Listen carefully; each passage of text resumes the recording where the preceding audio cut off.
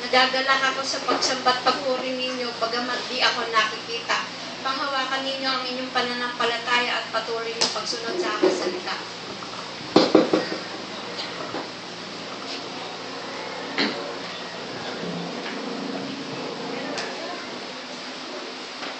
Paghandaan ninyo ang aking pagbabalik. Sa mga nag-aalinlangan, patuloy ang aking kapangyarihan na kikilos sa ikatatag ng inyong pananampalataya. Good morning mga kapatid. Nung sumampalataya ba tayo, kasama ba sa decision natin yung decision na kahit ano mangyari, sa mamatay man ako, sa mabuhay ako, maghirap ako, basta susunod ako sa Diyos. Kasi yan ang decision making na gaganapin natin eh.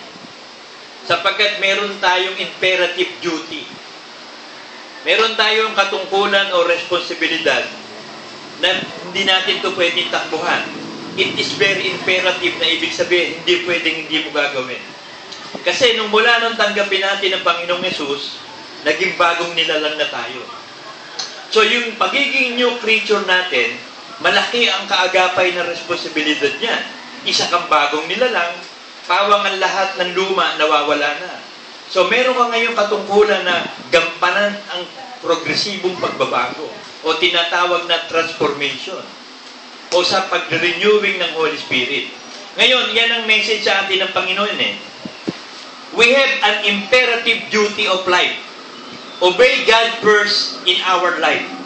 So ito ito yung dinesisyon na natin na susundin muna natin ang kalooban ng Diyos bago ang lahat ng bagay. Love God above all.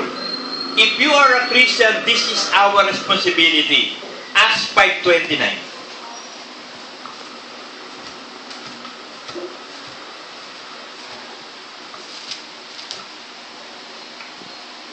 Dadapot nagsisagot si Pedro at ang mga apostol at nagsipagsabi, dapat muna kami magsitalima sa Diyos bago sa mga tao. Kailangan muna magsitalima kami sa Diyos bago sa mga tao.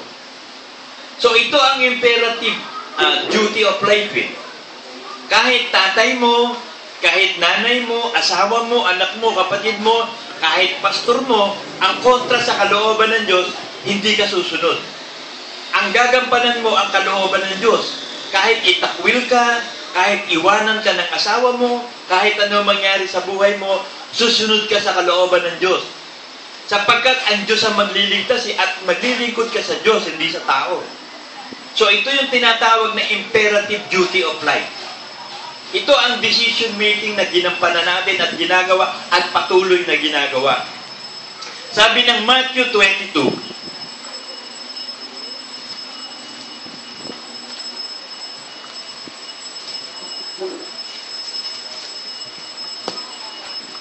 Matthew 22, 37 to 38. At sinabi sa kanya, ibigin mo ang Panginoon mong Diyos ng buong puso mo at ng buong kaluluwa mo at ng buong pag-iisip mo. Ito ang dakila at pangunahing utos. This is the greatest commandment, number 1 na utos. This is the greatest commandment. Iibigin mo ang Diyos ng buong puso mo, buong kaluluwa mo, buong pag-iisip mo, buong kalakasan mo, buong buhay mo. So ang buong buhay mo, iniaalay mo na sa Diyos.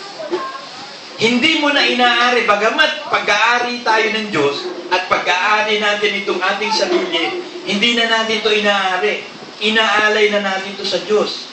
At ang Diyos na nagme-may-ari talaga ng ating buhay, siya na ang masusunod sa ating mga buhay.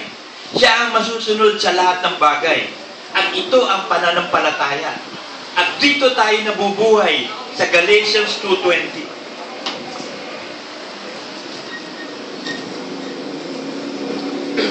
Ako'y napako sa krus na kasama ni Kristo at hindi na ako ang nabubuhay, kundi si Kristo ang nabubuhay sa akin at ang buhay na ikinabubuhay ko ngayon sa laman ay ikinabubuhay ko sa pananampalataya. Ang pananampalataya na ito'y sa aknar ng Diyos na sa akin ay umibig at ibinigay ang kanyang sarili dahil sa akin. So ang buhay na ikinabubuhay natin ngayon, didesisyon na natin, ito'y buhay na ng pananampalataya. So, ang buhay ng pananampalataya, mabubuhay tayo sa lahat ng kalooban at kautusan ni Kristo. So, ito na ang ating magiging buhay. Ito yung paikot-ikot sa ilang.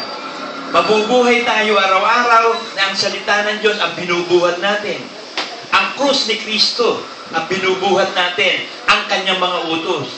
Sabi niya "Come, those who are heavily laden, for my yoke is easy and my burden is light." Magaang ang krus at pamatok ng Panginoong Hesus, so masusunod natin ang lahat ng kalooban ng Diyos, basta't lumapit lang tayo kay Kristo at matuto tayo. Tuturuan tayo ng Espiritu Santo sa lahat ng karunungan, sa lahat ng kaalaman, at bibigyan tayo ng pagdanas at paggawa na maging masunurin sa Kanya. At pagpapalain tayong lubos ng Diyos, at ang huli nito, buhay na walang hanggan. Sabi ng John 6:28-29.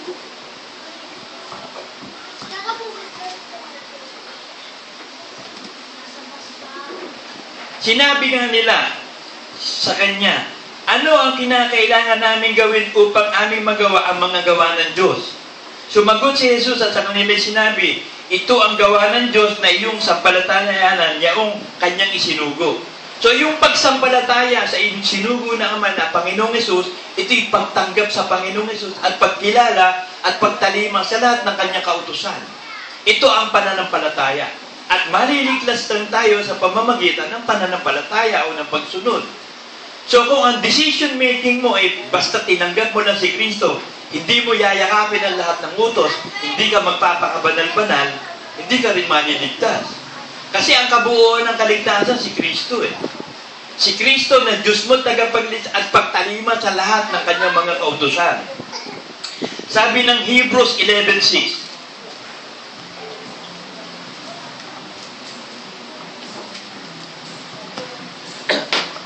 at kung walang pananampalataya, ay hindi maaaring maging kalugod-lugod sa Kanya, sapagkat ang lumalapit sa Diyos ay dapat sumampalatayang may Diyos at siya ang nagbibigay ganti sa mga sa Kanya ay nagsisisampalataya. So, hindi makakalugod sa Diyos kung walang pananampalataya. Si Satanas, na wala ng pananampalataya si Lucifer, hindi na sumusunod So, hindi na siya kinalugdan ng Diyos. Isinumpa siya, hinatulan siya, at itatapon siya sa impyerno.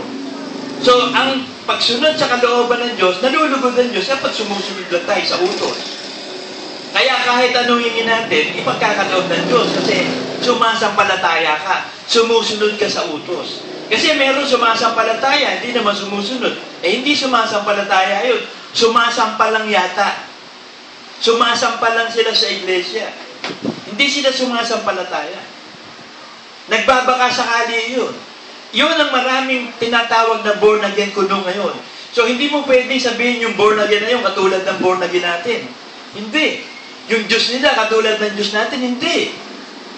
Ang pagiging born again natin ay tunay na born again. At ang Diyos natin, tunay na Diyos. Yung gumawa ng langit at lupa. Sinusunod natin ang lahat ng salita ng Diyos, lahat ng kalooban ng Diyos. Kaya minsan sasabihin ng iba, born again din yun Paano mo natiyak? Paano mo natiyak na yung Diyos nila, yun ang Diyos natin? Kaya madalas kong ihiwalay yung Diyos mo. Ewan ko yung Diyos mo, ako, kilala ko yung Diyos ko. Kailangan kasi kilala mo yung Diyos mo at kilala ka ng Diyos mo. Kasi maraming Diyos Sino yung Diyos nila? Marami ding Jesus. Sino yung Jesus nila? So, kailangan ipuprove natin through the Word of God. Sabi ng Philippians 3:9,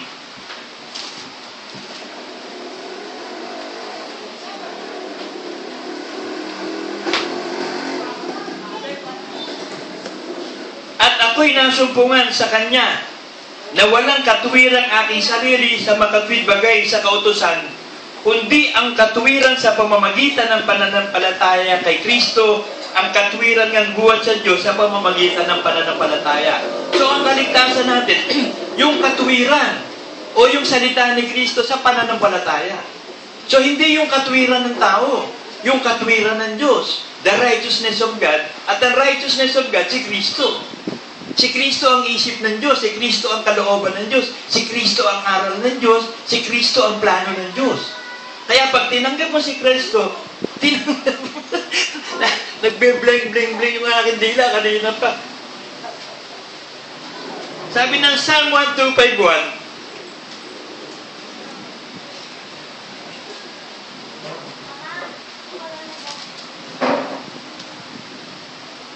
silang nagsisitiwala sa Panginoon ay parang bundok ng Sion na hindi maaaring makilos kundi manatili sila magpakailanman. So yung tunay na si Kristo'y nasa Kanya, hindi ito makikilos. Hindi ito mabubuwag o matitinag ng pananampalataya. Katulad nung magaganap sa mga tribulation saints sa rapture. Sa tribulation period, merong mga beheaded. Hindi sila tatanggap ng tatak ng 666. Meron sa kanila makukulong, meron puputulan ng ulo, may papatayin. So itong mga taong ito, hindi matitinag to. Alam nila yung kanilang sinasampalatayanan. Kaya kahit putulan sila ng ulo, payag sila. Sa ngayon sa atin, hindi pa naman mangyayari yan.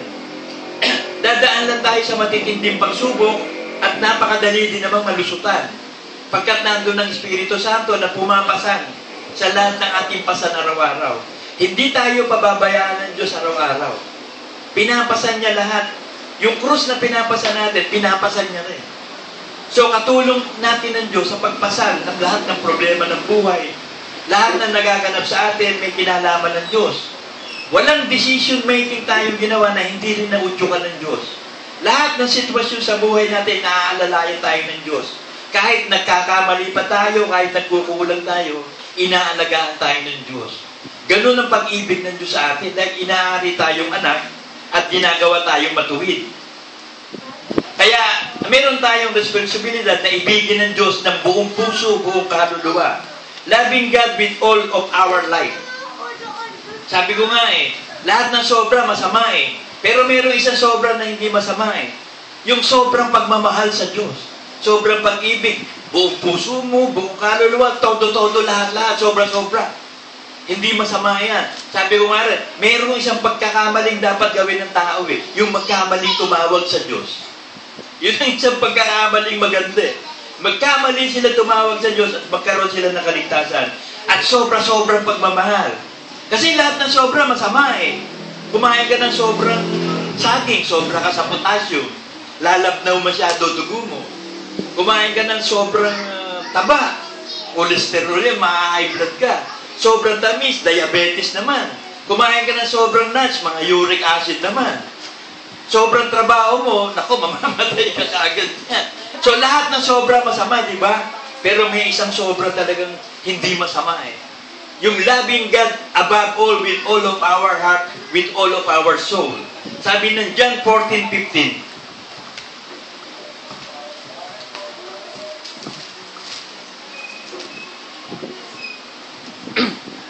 Kung ako'y inyong iniibig, ay tutuparin ninyo ang aking mga utos. So dito natin ang patutunayan Mahal ko ba talaga ang Diyos? Iniibig ko ba siya? Susundin ko lahat ng utos. So kapag nasusunod mo lahat ng kalooban ng Diyos, kahit na ito'y kontra sa kalooban mo, kahit ito'y nakakahiya, basta susundin ko kalooban ng Diyos, nakakatiyak ka, iniibig mo ang Diyos. Kahit i-persecute ka, patayin ka, itakwil ka, isumpa ka, hindi mo na iniintindi mo, iibigin ko ang Diyos. So nakakatiyak ka ngayon na ikaw ay pupunta sa langit at tiyak na ikaw ay umiibig sa Diyos. At ang pag-ibig sa Diyos, ang mga utos, hindi naman mahirap. Sabi sa 1 John 5:3.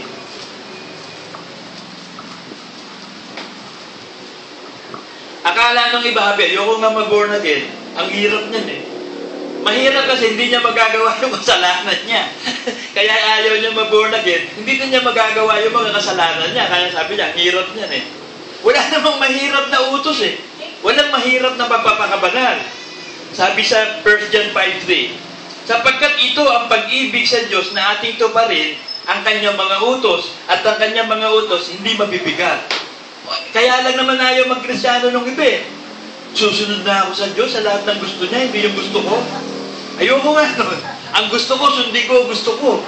Kasi mula nung tayo bata, mula nung isilang tayo, umpisa pa nga lang, sa tiyan pa nga lang, nagre-rebelde, sinisipa na natin yung naghahanap na ng lulusutan Ang gulo-gulo na doon sa loob ng tiyan Paglabas, ang kulit-kulit ng mga, pero sa langit yung mga yan, walang kasalanan yan. O kesa lumaki ka na, Ang gusto mo na susunod, pag pinakikialaman ka, galit ka. Di ba? Lahat ng gusto natin, ginawa natin. Pero nung time na tawagin ka na ng Diyos at maging Kristiyano na, doon na nagbago buhay. Meron ka ng imperative duty of life.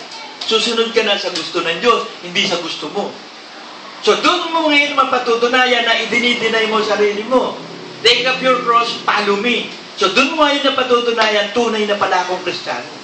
Kasi kailangan i-prove mo sa sarili mo na tunay ka. Ito na naman. Sabi ng Psalm 18:1,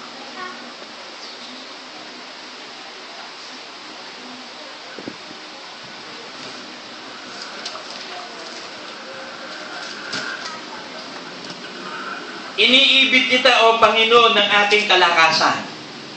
Ng buo nating kalakasan. Kaya nga sabi, ipaglingkod natin ang ating katawan sa Diyos. Sa lahat ng ginagawa natin na tayo nasa katawan, nandiyan na kalakasan sa katawan eh. Alisin mo yung katawan na yan. Ano pa ang lakas ang mangyayari dyan? So habang buhay ka, merong gumagalaw na katawan, ialay mo na sa Diyos yan. Ibigin mo siya ng buo mong kalakasan. Kasi baka mamaya dumating na yung panahon na i-bedridden ka. Paano na ngayon yan? Sabi mo, susunod na ako. Hindi ka na makagalaw eh. Susunod ka. So habang malakas ka pa, habang gumagalaw-galaw pa tayo, habang kumikiyaw-kiyaw pa tayo, abay, sumunod na tayo. Baka mamaya, bigla kang tiradahin eh. Bigla kang mabedridden. Hindi ka na makakasunod. Tsaka ka ngayon magdidesisyon, susunod na ako. Wala na. Diyan ka na lang sa kampa, hindi ka na makakasunod eh. So wag natin hintayin yun. Ibigin natin habang malakas tayo. Psalm 42:1.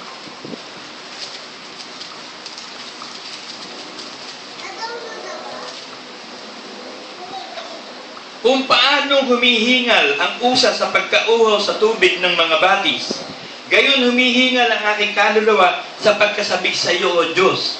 So nasasabik ba tayo sa Diyos? Ang ating bang puso, damdamin at kalooban, yung ating pag-iisip, yung ating kaluluwa, nasasabik ba sa Diyos na, Lord, dumating ka na nga para matapos na. O, sana huwag ka munang dumating, Lord. Delikado pa ako eh. Hindi pa ako handa. Finish or not finish, pass your paper eh. So, laging handa. Kailangan ganapin na natin yung imperative duty of life. Desisyon na natin na masasabik na tayo sa pagbaba ng Panginoong Hesus para tapos na. Para magsimula na yung tribulation stage na yan at matapos na. Tapos magkaari na tayo ng 1,000 taon. Tapos forever and ever, kasama na natin ng Diyos. Para tayong mga bata doon, maglalaro lang tayo dun eh. Wala na tayong gagawin doon, puro sarap. Pero dito muna, puro tiis. Talagang ganun eh. Kung merong hirap, may sarap. Hindi pwedeng, gusto mo yung masarap eh. Gusto mo yung hindi ka maghihirap. No pain, no gain. No pain, no glory. Yan ang madalas sabihin ng unbeliever eh. No pain, no gain. Totoo talaga yun eh. O hindi ka maghihirap sa pagsunod sa kalooban ng Diyos, walang glory, walang gain, walang profit. Kaya nga sabi ni Pablo, to die is gain. Kung mamamatay ako, profit yun, pero kung loloobin ng Diyos, buhay pa ako, maglilingkod ako sa Diyos. Sa patay man o sa buhay, maglilingkod tayo sa Diyos. Yun ang decision making. Sabi ng Psalm 73:25,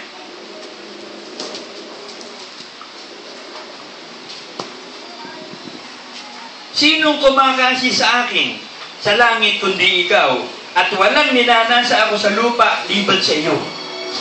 Nung araw, marami kong ninanasa dito sa lupa eh. Gusto kong yumaman, gusto kong magkaroon ng katakot-takot na asawa, gusto kong maraming anak, gusto kong masundan lahat ng gusto ko. Ang dami kong plano, ang dami kong ambisyon. Pero nung makilala ko ang Diyos, lahat yun, nawala na lahat yung ninanasa ko sa lupa. Iisa na lang, sana maligtas ako. Alam niyo ba, talagang pinlano ko pagiging mayaman.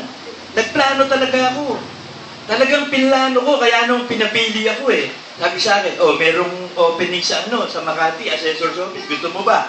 Gusto ko magpulis eh. Kasi pag nagpulis ako, marami kong hahawakan mga magnanakaw. Papaplanuhin ko, gagawa ako ng grupo, puro mga robbery, lahat. Hahawakan ko yun. Nakita ko yung maganda ang assessor, malakas din nakita dun eh. Ay ko, ito, pag ang assessor ang pinili ko, grabe corruption. Talagang corrupt mind ako noon pa. Nung mapunta ako doon, pinlano ko talaga. Nakapunta na, napag-aralan ko kung paano sistema, nakatira talaga ako. First attempt ko, talagang perfect agad. Tapos tinawag ako ng Diyos. Naging Kristiyano ko. So ay ko, paano ba to? Ano ba pipiliin ko? Yung plano ko bang yumaman, sumagana, maging katulad ni Solomon? Na maraming asawa, maraming anak, gagawin ang lahat ng gusto? O sa Diyos na ako? So pinili ko ang Diyos, sabi ko, bahala na. Pero nagtatrabaho pa ako, hindi pa ako nagre-resign, hindi pa ako full-fledged pastor. Pastor na ako noon, nagtatrabaho pa ako. Kaya ko, hihintayin ko ng time na talagang decision making na ready na ako. Eh noon, may nagtatays na sa akin, kaya lang konti pa. Na napag-aralan ko, nagiging yung tidings naman nila, nagiging okay, nakakatustos, nagdesisyon na ako. Bahala na, ang Diyos na bahala sa akin. Nagdesisyon na ako noon, 1992. Nag-resign ako sa trabaho. Hanggang sa panahong ito, hindi ako pinabayaan ng Diyos. Nakapag-aaral ang mga anak ko. Kahit nga lang hindi nakapag-aaral yung iba, kagaya ni Peter, hindi namin pero may nakatapos naman dalawa. Si Jembo matatapos na si Jan. At si Daniel na lang. So, hindi kami pinabayaan ng Diyos sa pamamagitan ng Ebanghelyo yun. Nakapag-aaral ang mga bata, kumain kami, nagkadamit kami, nabuhay kami na maayos hanggang sa ngayon. So, inalis ko na yung lahat ng gusto ko sa lupa. Isa na lang ang gusto ko, ang maligtas. So, ganun din tayo. Dapat isa na lang ang gusto mo, maligtas na lang ang kaluluwa. 1 Peter 1:9. Na inyong tinanggap ang layunin ng inyong pananampalataya, ang pagkaligtas ng inyong kaluluwa. So, tanggapin mo yung layunin ng pananampalataya. Kasi ang layunin ng pagsunod natin sa kalooban ng Diyos, ililigtas tayo. Kasi yun ang layunin ng pananampalataya, maligtas sa kaluluwa eh. Eh, nasa iyo na nga ang lahat. Naging para kang si Solomon. Ang dami mong naging asawa, puro pang Miss Universe. Ang dami mong anak, ang pupogi, ang gaganda, ang dami. Ang yaman mo, nasa iyo lahat. May kondo ka, may lupa ka, ang dami-dami mo kayamanan, eh pupunta sa impyerno kaluluwa mo. Paano na lahat yun? Eh susunugin itong earth na to, di useless lahat. Useless eh. So dapat yung everlasting, yung eternal ng plano. So nag-shift na ako ng plano. Mula nun, ito na ngayon ang buhay ko, yayakapin ko na ang buhay ko. Kasi kailangan yakapin mo yung bago mong buhay. Kasi nung araw, nayakap ko rin ang dati kong buhay. Durugista, sugarol, babaero, basagulero, lahat ng may aero. Talagang ginawa ko. Talagang yung first 40 years of my life, talagang na-fulfilled ako. Nabuhay ako ng masama, yung mga gusto ko. Eh, pero yung next 40 years ko, pumayag akong magpahanda. Nagtiyaga pa nga ako, matinda ko ng School of Praise eh. Kung kanina-kanino kong pastor napunta eh. Kasi gusto kong maligtas eh. Eh yung mga pastor ko, parang ayaw yata nila maligtas. Eh ako gusto ko, ay ba gumagawa ng mga anomalya? Ay di dinala ako ng Diyos kay Brother Manny. Hanggang sa namatay na si Brother Manny. O ito na ako ngayon. So, kailangan walang anomalya. Walang papasok ng mga false teachers. Walang papasok na false prophets. Walang papasok na false teachings. O bulaang pagtuturo. Kasi kalaban ako yan eh. Kalaban ako ng mga false teachers. Basta ikaw, false teachers, kakalaban mo na ako. Noong araw, ang buhay ko'y madugo eh. Talagang marami kong kalaban. Eh ngayon, wala na eh. Naubos na lahat ng kalaban ko, tumbalan lahat. Kasi iisa lang kasi ang plano ng buhay natin eh. Kaya tayo nilikha ng Diyos para kay Kristo sa mabubuting gawa na inihanda na nung una pa para lakaran natin. So ang talagang plano ng Ama, lilikha siya ng tao para makasama niya habang buhay. At gagawin niya katulad niya, imumultiply ang sarili. Kaya ang unang panganay, si Kristo, inanak niya eh. Kapatid tayo ni Kristo, inanak din tayo ng Diyos eh. Kaya nga magkakapatid tayo lahat eh. Iisa lang ang Ama natin, ang Ama. Iisa yung panganay natin kapatid, si Kristo. Kaya magiging katulad tayo ng Diyos eh. Bibigyan tayo ng eternal na buhay, glorified body. Pero gawin mo muna yung kondisyon. Ang hangangarin mo dito sa lupa, ang kalooban ng Diyos. Magtitiis ka, magtitiyaga ka, hindi yung gusto mo. Sabi ng Psalm 116:1,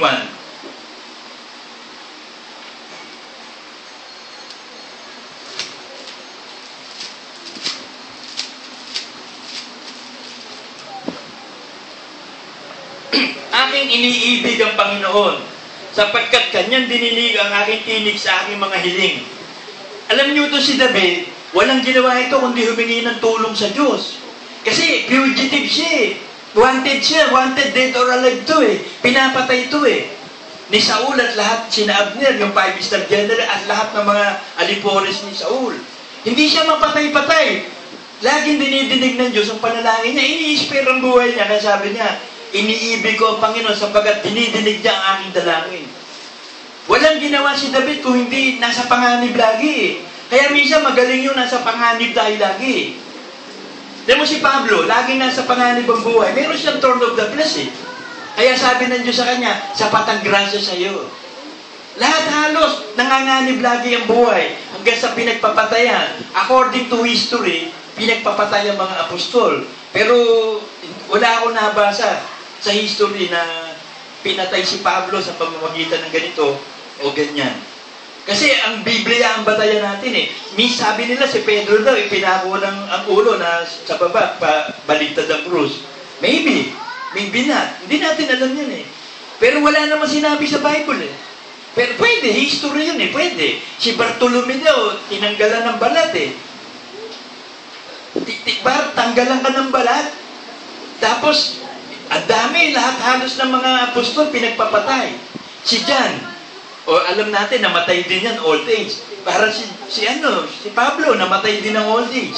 Sabi niya, ako'y matanda na, Pilimon, at ako'y malapit ng ihain.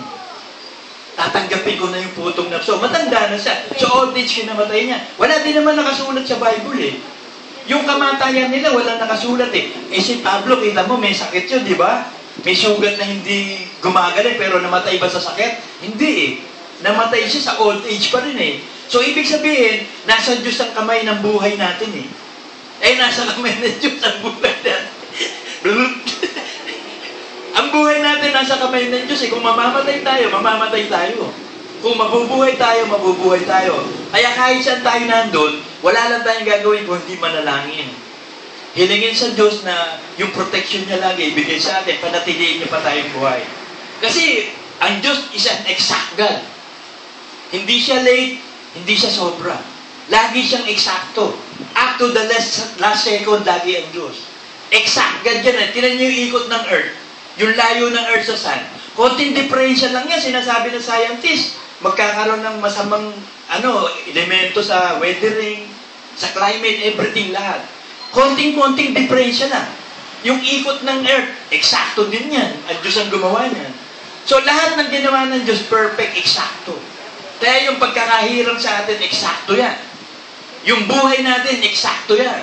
Ang Diyos ang nangangalaga sa buhay natin. Pero gawin mo lang talagang desisyon na you have that imperative duty of life. Na ang duty mo mabuhay para sa Diyos, hindi na para sa iyong sarili. Mabubuhay ka para kay Kristo, hindi para sa iyong sarili. Katulad ni Kristo na nabuhay para sa Ama.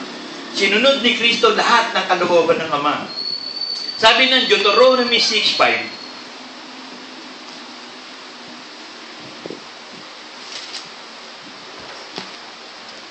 at iyong ibigin ang Panginoon mong Diyos ng iyong buong puso, ng iyong buong kaluluwa at ng iyong buong lakas.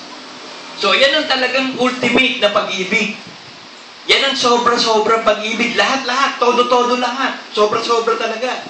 Lahat ng makakatas pa, ikatas mo na, itodo mo na. Lahat ng maibibigay mo, ibigay mo na. Kasi wala nang nalalabing panahon. Hindi natin alam kung ano na susunod na mangyayari. Ano na ba susunod na kabanata? Habang nabubuhay pa tayo, habang malakas pa tayo, itotodo na natin ang pagsunod sa Diyos. Sabi ng Psalm 31:23,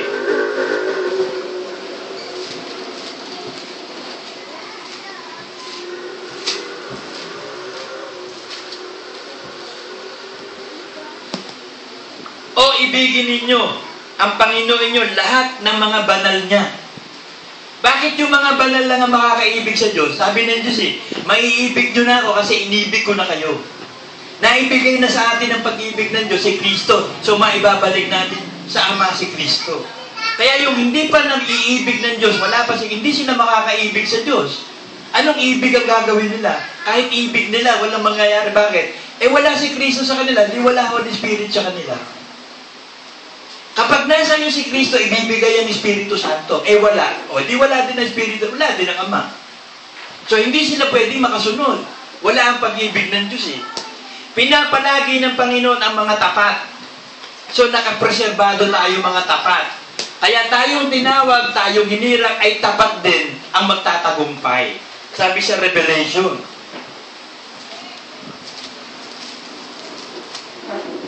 Revelation 17:14. Makikipagbaka mga ito laban sa kordero. At sila'y dadaigin ng kordero sapagkat siya'y Panginoon ng mga Panginoon at Hari ng mga hari. At ng mga kasama niya na mga tinawag, mga pinili ay tapat, ay mananaig din.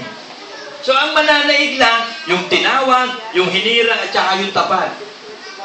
Tingnan mo si Lucifer. Tinawag yun, hinirang yun, pero hindi tapat. Nanaig ba? Hindi. Si Balaam, tinawag yun, hinirang, pero hindi tapat. Napakarami pa. Yung kasamahan natin sa iglesia, madami tayong kasama. Hindi na natin sila kasama.